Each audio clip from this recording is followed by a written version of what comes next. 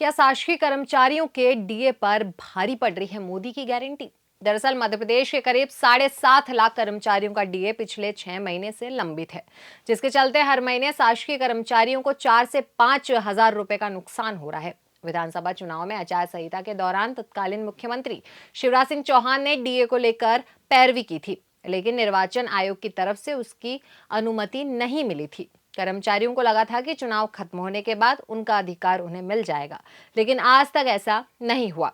चलिए मैं आपको बताती हूँ क्या है पूरी जानकारी। मैं हूँ सपना और आप देख रहे हैं प्रगति। शासकीय कर्मचारियों ने अपनी मांग पुरानी सरकार के सामने यानी शिवराज सरकार में भी रखी थी और अब मोहन सरकार में भी डीए का प्रस्ताव मुख्य सचिव के टेबल पर गया और उसी तरह सीएम मोहन यादव के टेबल पर भी प्रस्ताव गया, लेकिन हर बार मुख्यमंत्री ने यह कहकर प्रस्ताव खारिज कर दिया कि अभी बजट नहीं है, बाद में देखेंगे। अब लोकसभा चुनाव के लिए आचार संहिता लगने वाली है।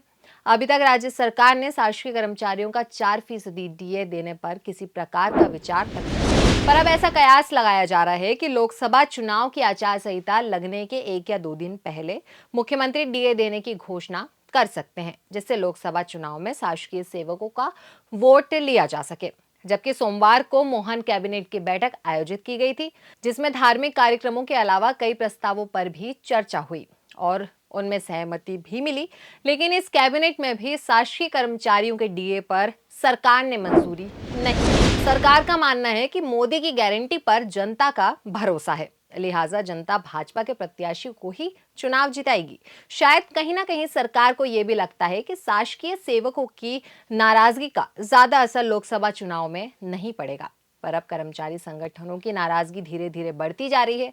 कर्मचारी नेताओं का साफ कहना है कि सरकार ने उनको सिर्फ ठगने का काम किया है, सिर्फ आश्वासन देने का काम किया जा रहा है, जिसे अब कर्मचारी भी समझ चुके हैं। आप ऐसे ही देश और दुनिया की खबरों के लिए बने रहिए हमारे साथ प्रदेश तक।